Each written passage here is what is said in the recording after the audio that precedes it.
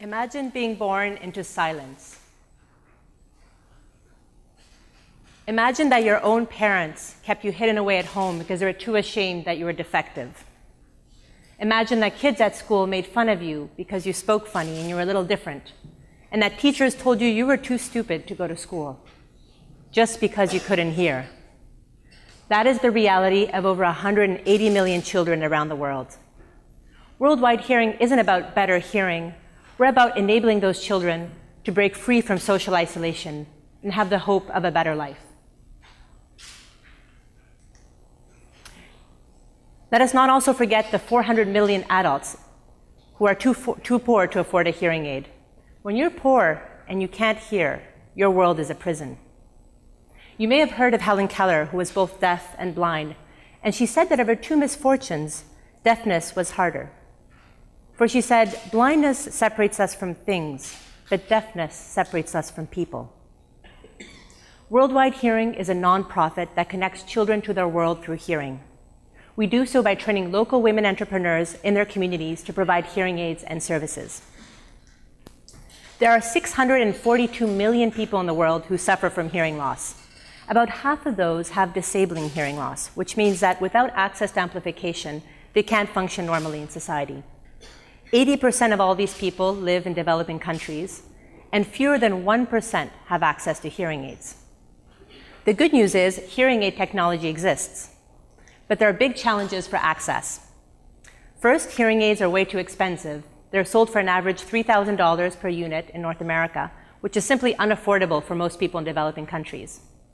There are some great social enterprises, you might have heard of Solar Ear or David Green's venture, that are focusing on developing low-cost technologies, hearing aid technologies. However, there's still a last-mile distribution problem. Simply not enough medical professionals to actually fit the hearing aids. And that's where Worldwide Hearing comes in. We're bringing a limited medical solution to a volume consumer solution. We've developed an innovative model we call Hearing Express. The model has two components. First, we source low-cost but high-quality digital hearing aids. And second, we train local women in their communities to provide the hearing aids and services. The women we work with are typically low-income, rural housewives that we train in about 3 weeks through a local audiologist to be able to do the hearing screenings and the fittings. And they essentially make a living from providing hearing aids in their community. So our solution is over 90% more cost-effective than the traditional solution. Instead of a patient going to a far-off clinic to get help, we come to the patient over and over again. We serve the poor in rural areas, whereas the traditional model serves the rich in urban areas. We have proven the solution in Jordan. Jordan is a middle-income country with the appropriate infrastructure and audiology services that enabled us to validate the model. We've trained local women, we've used mobile technologies that have allowed us to reduce the cost of provision, and we've made hearing aid sales in the community. We're now seeking to expand the distribution network to our target market in Kenya and Guatemala and reach 100% financial sustainability before we scale in a massive way to India. We've already raised angel donor funding that allowed us to do the pilot testing in Jordan, including from organizations like Grand Challenges Canada. We're now seeking venture philanthropy for a total of $2 million in grant money. We've already secured $600,000, and we're in the due diligence phase with Grand Challenges for a matching funding of $600,000. Today, we're looking for $400,000 in additional grant money that can be leveraged and matched with additional Grand Challenges funds. We've already secured all the administration costs, so every additional donor dollar goes directly to the field project and towards buying more life-changing hearing aids.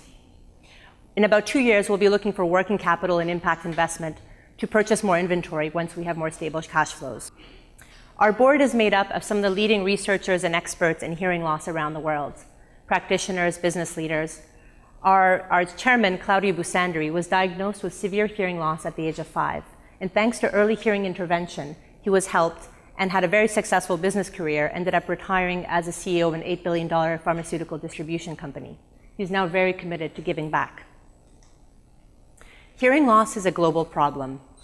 We have an innovative, field-tested solution to help bring hope to millions of people, including these girls who are hearing impaired. We're seeking to scale to Kenya and Guatemala, And we're looking for you to be a pioneer donor to help us change the lives of millions of people. I just want to tell a little story of a recent boy we met in the field. His name is Mahmoud. He's 8 years old. And he was hearing for the first time when our female technicians were fitting him with a hearing aid. And when he heard, he started to smile, and then he started to really laugh. But he hadn't seen his father walk into the room. And when his father called his name, he turned around, and when he connected the name, his father, with the voice he was hearing, he burst into tears. Because that was the first time he was hearing his father's voice. And that is really what it's all about. It's connecting children to their world. And he's going to continue hearing his father, his mother, his friends, and his colleagues at school. And we know that we've brought hope to a new life. Thank you very much.